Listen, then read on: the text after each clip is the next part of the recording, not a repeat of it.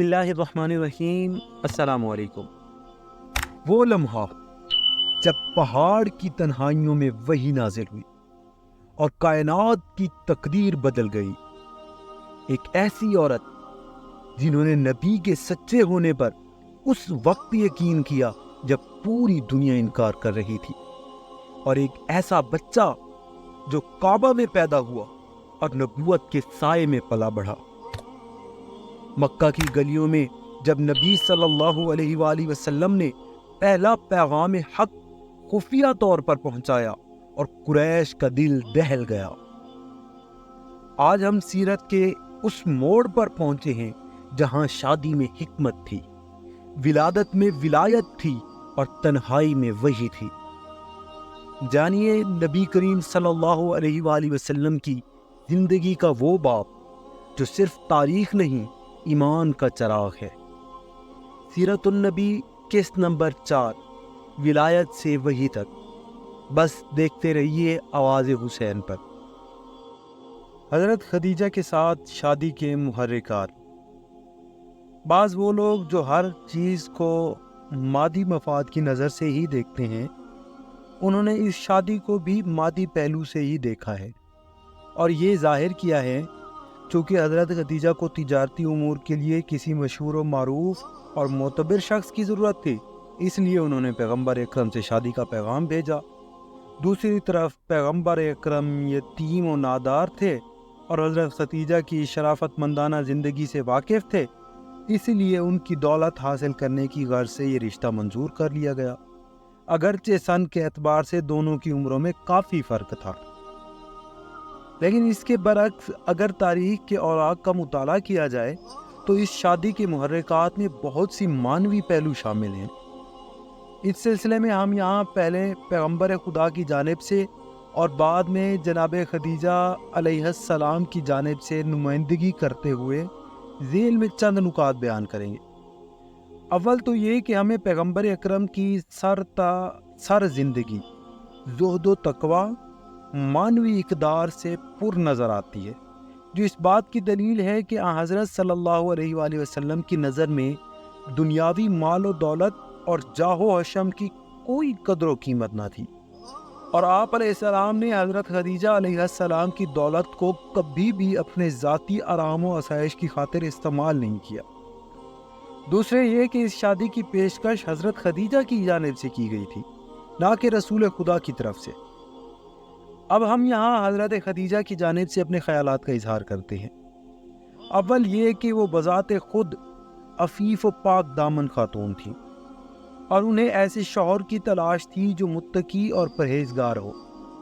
دوسرا یہ کہ ملک شام سے واپس آنے کے بعد جب میسرہ غلام نے سفر کے واقعات حضرت خدیجہ کو بتائے تو ان کے دل میں امین قریش کے لیے جذبہ محبت و الفت بڑھ گیا۔ چنانچہ اس محبت کا سرچشمہ پیغمبر اکرم کے کمالات نفسانی اور اخلاقی فضائل تھے، اور حضرت خدیجہ کو انہی کمالات سے تعلق و واسطہ تھا۔ تیسرا یہ کہ پیغمبر اکرم سے شادی کرنے کے بعد حضرت خدیجہ نے آپ صلی اللہ علیہ وآلہ وسلم کو کبھی بھی سفر تجارت پر جانے کی ترغیب نہیں دلائی۔ اگر انہوں نے یہ شادی اپنے مال و دولت میں اضافہ کرنے کی غرض سے کی ہوتی تو وہ رسول اکرم کو ضرور کئی مرتبہ سفر پر روانہ کرتی تاکہ بہت زیادہ مال و دولت جمع ہو سکے۔ اس کے برعکس حضرت خدیجہ نے اپنی دولت حضرت کے حوالے کر دی تاکہ اسے آپ صلی اللہ علیہ وآلہ وسلم ضرورت مند لوگوں پر خرچ کریں۔ حضرت خدیجہ نے رسول خدا سے گفتگو کرتے ہوئے شادی کی درخواست کے اصل محرک کو اس طرح بیان کیا ہے: اے میرے چچا زاد بھائی، چونکہ میں نے تمہیں ایک شریف، دیانتدار، خوش خلق اور راست گو انسان پایا، اسی وجہ سے تمہاری جانب مائل ہوئی اور شادی کے لیے پیغام بھیجا۔ حضرت خدیجہ سے رسول خدا کی شادی کے بعد حضرت خدیجہ کے بھتیجے حکیم بن حزام ملک شام سے اپنے ساتھ کچھ غلام لے کر آئے، جن میں ایک 8 سالہ لڑکا زید ابن حارثہ بھی تھا۔ جس وقت حضرت خدیجہ ان غلاموں کو دیکھنے کے لیے آئیں تو حکیم نے ان سے کہا کہ پھوپھی جان، آپ ان غلاموں میں سے جسے بھی چن لیں وہ آپ ہی کا ہوگا۔ حضرت خدیجہ نے زید کو چن لیا۔ جب رسول خدا نے زید کو حضرت خدیجہ کے پاس دیکھا تو آپ نے یہ خواہش ظاہر کی کہ یہ غلام مجھے دے دیا جائے۔ حضرت خدیجہ نے اس غلام کو پیغمبر اکرم صلی اللہ علیہ وآلہ وسلم کے حوالے کر دیا۔ پیغمبر خدا نے اسے آزاد کر کے اپنا فرزند منہ بولا بیٹا بنا لیا۔ لیکن جب پیغمبر خدا پر وحی نازل ہونا شروع ہوئی تو قرآن نے حکم دیا کہ انہیں صرف منہ بولا بیٹا کہا جائے۔ جب زید کے والد حارث کو یہ معلوم ہوا کہ ان کا بیٹا شہر مکہ میں رسول خدا کے گھر میں ہے تو وہاں حضرت صلی اللہ علیہ وآلہ وسلم کے پاس آئے اور کہا کہ ان کا بیٹا ان کو واپس دے دیا جائے۔ اس پر حضرت صلی اللہ علیہ وآلہ وسلم نے زید سے کہا اگر چاہو تو ہمارے ساتھ رہو اور چاہو تو اپنے والد کے ساتھ واپس چلے جاؤ، مگر زید نے پیغمبر اکرم کے پاس ہی رہنا پسند کیا۔ جب رسول اللہ پر پہلی مرتبہ وحی نازل ہوئی تو حضرت علی علیہ السلام کے بعد وہ پہلے مرد تھے جو حضرت پر ایمان لائے۔ رسول خدا نے ان کا نکاح پاک دامن اور ایثار پسند خاتون ام ایمن سے کر دیا جن سے اسامہ کی ولادت ہوئی۔ اس کے بعد آپ صلی اللہ علیہ وآلہ وسلم نے اپنے چچا کی لڑکی زینب بنت حجش سے ان کی شادی کر دی۔ مولا علی علیہ السلام کی ولادت۔ شہر مکہ کے اس تاریخ ساز عہد میں جو اہم واقعات رونما ہوئے ان میں سے ایک جناب علی علیہ السلام کی کعبہ میں ولادت باسعادت تھی۔ مورخین نے لکھا ہے کہ حضرت علی علیہ السلام کی پیدائش واقع عام الفیل کے 30 سال بعد ہوئی۔ خانہ کعبہ میں امیر المؤمنین علی علیہ السلام کی پیدائش کا شمار آپ علیہ السلام کے عظیم و ممتاز فضائل میں ہوتا ہے۔ اس فضیلت کا نہ صرف شیعہ دانشوروں نے ذکر کیا ہے بلکہ اہل سنت کے محدثین و مورخین بھی اس کے معترف ہیں۔ پیغمبر اکرم صلی اللہ علیہ وآلہ وسلم کے دامن میں تربیت۔ حضرت علی علیہ السلام نے بچپن اور شیر خوارگی کا زمانہ اپنے مہربان اور پاک دامن والدین حضرت ابو طالب اور حضرت فاطمہ بنت اسد کی آغوش اور اس گھر میں بسر کیا جہاں نور رسالت اور آفتاب نبوت تاباں تھا۔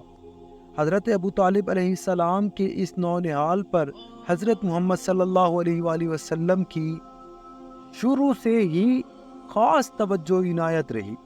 رسول اکرم صلی اللہ علیہ وآلہ وسلم چونکہ اکثر و بیشتر اپنے چچا کے گھر تشریف لے جایا ہی کرتے تھے، اسی لیے آپ نے حضرت علی علیہ السلام کے ساتھ محبت و مہربانی کے سلوک اور تربیت میں کوئی کسر نہ چھوڑی۔ رسول خدا صلی اللہ علیہ وآلہ وسلم نے اسی پر ہی اکتفا نہ کیا بلکہ حضرت علی علیہ السلام نے اپنی عمر کی جب 6 بہاریں دیکھ لیں تو آپ صلی اللہ علیہ وآلہ وسلم انہیں ان کے والد کے گھر سے اپنے گھر لے آئے اور بذات خود ان کی تربیت و سرپرستی فرمانے لگے۔ پیغمبر اکرم کو حضرت علی علیہ السلام سے وہ شغف تھا کہ آپ انہیں اپنے سے ہرگز جدا نہیں کرتے تھے۔ چنانچہ جب کبھی آپ عبادت کے لیے مکہ سے باہر غار حرا میں تشریف لے جاتے حضرت علی علیہ السلام آپ کے ساتھ ہوتے۔ رسول اکرم کے زیر سایہ حضرت علی علیہ السلام کی جو تربیت ہوئی اس کی اہمیت و قدر و قیمت کے بارے میں خود مولا علی علیہ السلام فرماتے ہیں، یہ تو تم سب جانتے ہی ہو کہ رسول خدا کو مجھ سے کیسی قربت تھی اور آپ کی نظروں میں میری کیا قدر و منزلت تھی۔ اس وقت جب میں بچہ تھا آپ مجھے اپنی گود میں جگہ دیتے اور سینے سے لگاتے، مجھے اپنے بستر پر جگہ دیتے، میں آپ سے بغل گیر ہوتا اور آپ کے جسم مبارک کی عطر کی بو میرے مشام کو معطر کر دیتی۔ آپ صلی اللہ علیہ وآلہ وسلم نوالے چبا کر میرے منہ میں رکھتے، میں پیغمبر اکرم کے نقش قدم پر اس طرح چلتا جیسے شیر خوار بچہ اپنی ماں کی پیروی کرتا ہے۔ آپ علیہ السلام ہر روز اخلاق کا پرچم میرے سامنے لہراتے اور حکم فرماتے کہ میں بھی آپ کی پیروی کروں۔ معبود حقیقی سے انس و محبت۔ امین قریش نے اپنی زندگی کے تقریباً 40 سال ان سختیوں اور محرومیوں کے باوجود جو ہمیشہ دامن گیر رہیں، نہایت صداقت، شرافت، نجابت کردار کی درستگی اور پاک دامنی کے ساتھ گزارے۔ آپ صلی اللہ علیہ وآلہ وسلم نے اس عرصے میں خدائے واحد کے علاوہ کسی کی پرستش نہیں کی، عبادت اور معرفت خداوندی کو ہر چیز پر ترجیح دی۔ چنانچہ یہی وجہ تھی کہ آپ علیہ السلام ہر سال کچھ عرصہ جبل نور اور غار حرا میں تنہا رہ کر عبادت خداوندی میں گزارتے۔ جناب امیر المؤمنین حضرت علی علیہ السلام اس بارے میں فرماتے ہیں، رسول خدا ہر سال کچھ عرصے کے لیے حرا میں قیام فرماتے۔ اس وقت میں ہی انہیں دیکھتا، میرے علاوہ انہیں کوئی نہیں دیکھتا تھا۔ پیغمبر اکرم صلی اللہ علیہ وآلہ وسلم کے آباء و اجداد بھی سب ہی توحید پرست تھے اور سب ان آلودگیوں سے دور تھے جن میں پوری قوم ڈوبی ہوئی تھی۔ اس بارے میں حضرت علامہ مجلسی فرماتے ہیں، شیعہ امامیہ کا اس بات پر اتفاق ہے کہ رسول خدا کے والدین آباء و اجداد مسلمان ہی نہیں بلکہ سب ہی صدیقین تھے۔ وہ یا تو نبی مرسل تھے یا معصوم اوصیاء، ان میں سے بعض کی تقیہ کی وجہ سے یا مذہبی مصلحتوں کی بنا پر اپنے دین اسلام کو ظاہر نہیں کرتے تھے۔ رسول اکرم صلی اللہ علیہ وآلہ وسلم کا ارشاد ہے، میں مسلسل پاک مردوں کے صلب سے پاک عورتوں کے رحم میں منتقل ہوتا رہا ہوں۔ مکہ میں اسلام کی تبلیغ اور قریش کا رد عمل۔ نزول وحی۔ خداوند تعالیٰ کی عبادت و پرستش کرتے رسول اکرم صلی اللہ علیہ وآلہ وسلم کو 40 سال گزر چکے تھے۔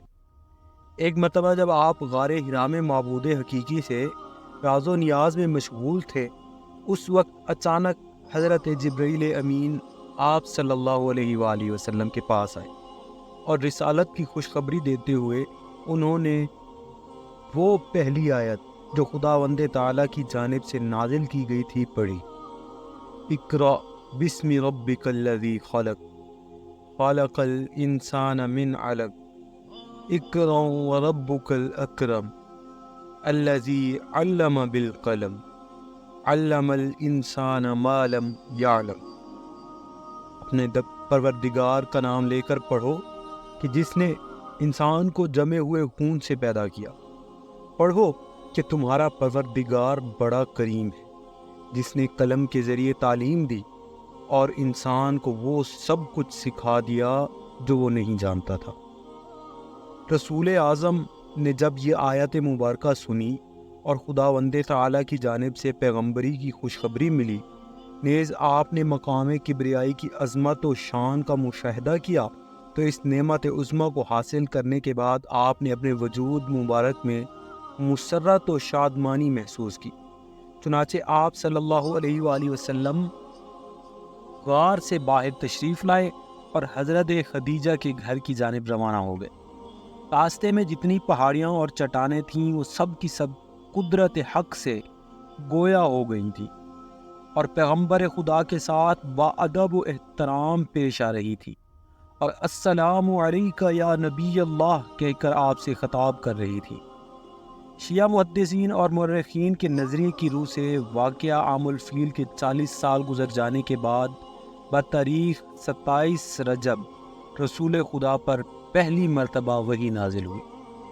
سب سے پہلے اسلام کا اعلان کرنے والا رسول خدا غار حرا سے گھر تشریف لے گئے اور آپ نے نبوت کا اعلان کر دیا۔ سب سے پہلے آپ صلی اللہ علیہ وآلہ وسلم کے چچا زاد بھائی حضرت علی علیہ السلام نے آپ صلی اللہ علیہ وآلہ وسلم کی تصدیق کی اور عورتوں میں آپ کی زوجہ مطہرہ حضرت خدیجہ تھیں جنہوں نے آپ کے پیغمبر ہونے کی تصدیق کی۔ اہل سنت میں سے اکثر و بیشتر مورخین بھی اس بات سے متفق ہیں۔ اس سلسلے میں چند روایات ملاحظہ ہوں۔ نمبر 1، پیغمبر اکرم صلی اللہ علیہ وآلہ وسلم نے فرمایا، علی وہ پہلے شخص تھے جس نے تصدیق کی اور میرے ساتھ نماز ادا کی۔ نمبر 2، پیغمبر اکرم صلی اللہ علیہ وآلہ وسلم نے فرمایا، علی پہلے شخص ہیں جو حوض کوثر کے کنارے مجھ سے ملاقات کریں گے اور سابق الاسلام ہیں۔ نمبر 3، مولا علی علیہ السلام نے فرمایا، میں پہلا شخص ہوں جو دین کی طرف آیا، اسے سنا اور قبول کیا۔ پیغمبر اکرم کے علاوہ کسی شخص نے نماز میں مجھ پر سبقت حاصل نہیں کی۔ دعوت کا آغاز۔ رسول اکرم غار حرا سے نکل کر جب گھر میں داخل ہوئے تو آپ نے بستر پر آرام فرمایا۔ ابھی آپ صلی اللہ علیہ وآلہ وسلم اسلام کے مستقبل اور دین کے بارے میں سوچ ہی رہے تھے کہ سورہ مدثر نازل ہوئی اور رسول خدا کو اٹھ کھڑا ہونے اور ڈرانے پر مقرر کیا۔ چنانچہ اس طرح پیغمبر اکرم نے دعوت حق کا آغاز کیا۔ اس دعوت کے 3 مرحلے تھے: پوشیدہ طور پر، رشتہ داروں کو دعوت اور عام لوگوں کو دعوت۔ پوشیدہ دعوت۔ دعوت حق کے اس مرحلے کی مدت مورخین نے 3 سے 5 سال لکھی ہے۔ مشرکین کی سازش سے محفوظ رہنے کے لیے رسول اکرم نے یہ فیصلہ کیا کہ عوام کی جانب توجہ دینے کی بجائے لوگوں کو فرداً فرداً دعوت حق کے لیے تیار کریں اور پوشیدہ طور پر باصلاحیت لوگوں سے ملاقات کر کے ان کے سامنے دین الہی پیش کریں۔ چنانچہ آپ صلی اللہ علیہ وآلہ وسلم کی جدوجہد سے چند لوگ آئین توحید کی جانب آ گئے، مگر ان کی ہمیشہ یہی کوشش رہی کہ اپنے دین کو مشرکین سے پوشیدہ رکھیں اور فرائض عبادت لوگوں کی نظروں سے دور رہ کر انجام دیں۔ جب مسلمانوں کی تعداد میں اضافہ ہوا اور 30 تک پہنچ گئے تو رسول خدا نے ارقم نامی شخص مسلمان کے گھر کو، جو کوہ صفا کے دامن میں واقع تھا، تبلیغ اسلام اور پرستش خداوند تعالیٰ کا مرکز قرار دیا۔ آپ صلی اللہ علیہ وآلہ وسلم اس گھر میں 1 ماہ تک تشریف فرما رہے، یہاں تک کہ اب مسلمانوں کی تعداد 40 افراد تک پہنچ گئی۔ معزز سامعین، اگر آپ کو ویڈیو پسند آئی ہے تو لائک اور سبسکرائب ضرور کریں اور اسے اپنے عزیزوں تک پہنچائیں تاکہ ثواب جاریہ بن سکے۔ والسلام۔